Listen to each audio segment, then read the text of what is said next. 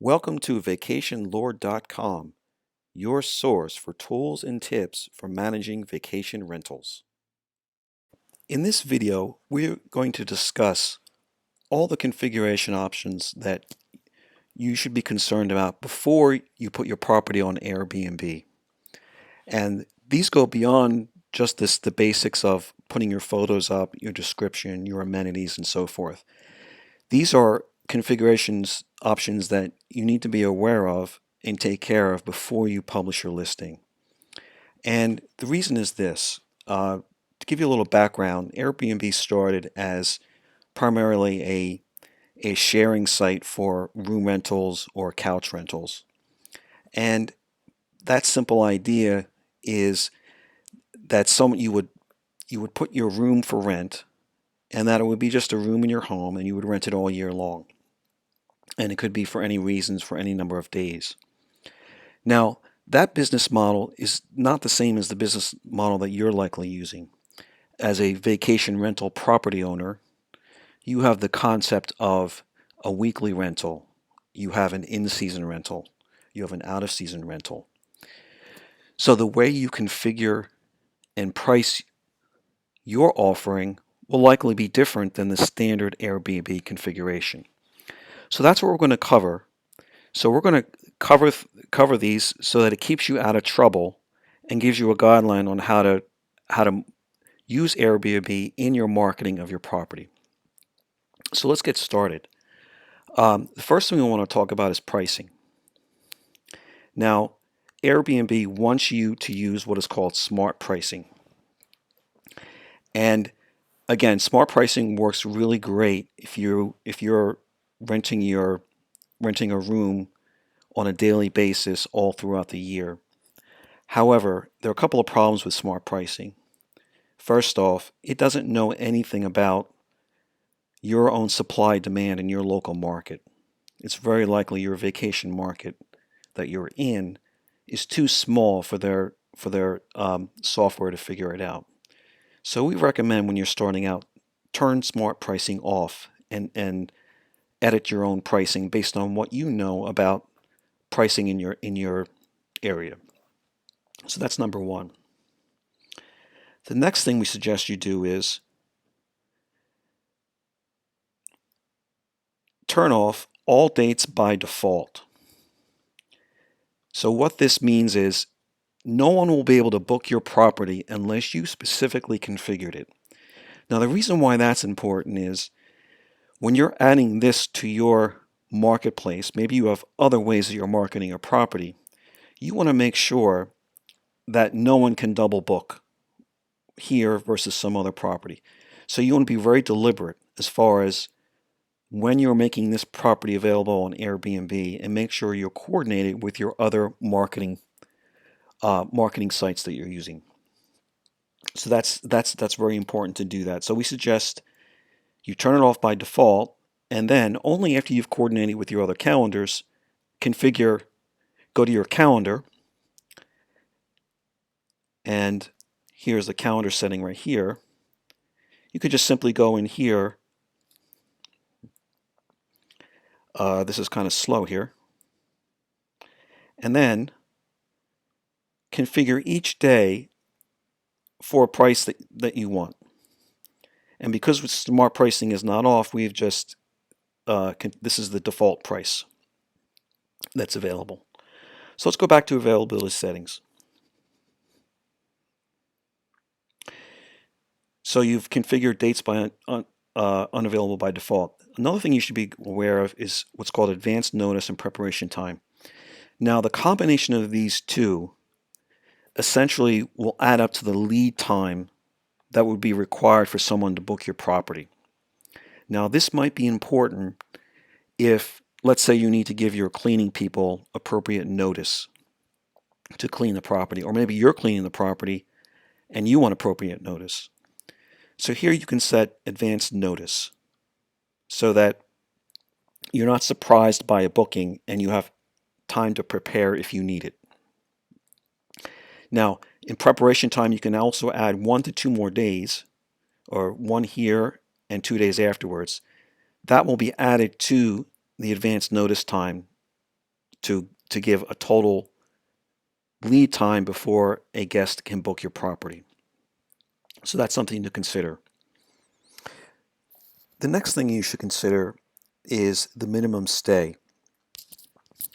Now, if you are a typical vacation property owner, during your in-season, you may require a minimum of a 1 week because that's what the market will allow, because you don't have to rent it any shorter than that because you have a strong market. Now, when you're putting a property on an Airbnb, you may want to relax that requirement if you're using it out of season. And the way you configure that is using the combination of minimum stay and additional requirements. And we suggest you experiment. You may want to start off saying that the minimum stay is 7 days. And if you don't get a good response to your property, you can relax it. Here we have it, say, configured for 3 days.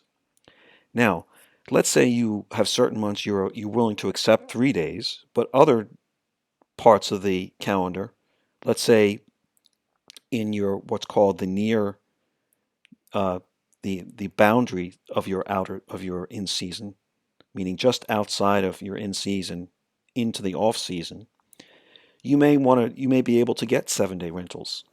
So what you could do then, you could keep your 3-day minimum otherwise, and then configure additional requirements. For example, here we've configured that between December and February we have a 7-day minimum, checking in only on Saturdays.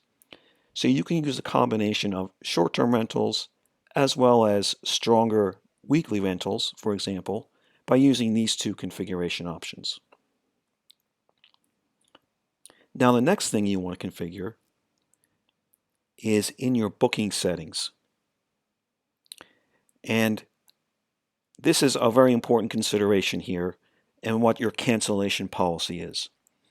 Now, under normal circumstances, for my in-season rentals, I don't want anyone to cancel. I want very strong contracts. However, on Airbnb, the customer or your guest generally has different expectations. So if you're using this to rent days in your out of season, guests expect to be able to cancel. It's almost like booking a hotel. So we suggest you relax your cancellation policy and do at a minimum a moderate. So what this means is that if something comes up, the guest will have the opportunity to cancel their reservation. Because what you'll find is this is what guests expect. And just to kind of let you in on a little info here, generally speaking, we have very few cancellations. People do, when they rent the property, they want to rent it, and most times they're not going to cancel anyway. So don't feel like you're going to lose out on a lot of business because of that. Now next, we suggest that you set up what's called a co-host. Now, what a co-host does is this is a person that you entrust to get notifications about your rentals. This very likely could be someone important like your cleaning personnel. That way, when you set that person up as a co-host, they will get notifications when rentals requests happen and when the reservations happen. And then they can be notified of the calendar updates without you having to talk to them. So that's a very good thing to configure that'll make your booking a little bit more easy on you in managing it. And the very last thing we suggest you configure is turning off instant booking. Now, instant booking is a way for a guest to immediately book your property without your input. Now, there are some guidelines here. You can require that guests have identification, that they have positive reviews from other hosts, and other requirements before you allow any guest to book your property. However, we don't suggest you do this. And this is similar to what we were talking about with the smart pricing. Airbnb, what they want you to make your property available to anyone instantly at a price they set. And we just don't think for your type of property rental that is an optimal configuration. Now, we already talked about smart pricing. So the problem with instant booking is that you need to have a very strong calendar. If you're marketing your property on other sites, as soon as that rental comes in, if it were to be instant booked, you need to make sure that that week is not available in other places you're marketing it, because you don't want to have double bookings, or you don't want to necessarily show weeks available that are actually not available. So if you keep instant booking off, what that means is the guest will have to contact you and you will have to approve it ahead of time. Now, I know you might be thinking, well, there's all this great software, I can coordinate calendars, and that's true, but we've had situations where uh, reservations were happening within hours or within a day when there was a potential conflict. And not having instant booking on saved us the headache of having to cancel or turn down a guest request. So start off start off with a reservation request, and if you get to the point where you feel comfortable allowing guests to instant book your property, by all means set it up. But we don't suggest that you do that on your very first time for listing a property. So there you go. Those are all of our configuration tips, and we thank you for watching this video. And if you have any questions, please contact us or enter comments in the article below. Thank you.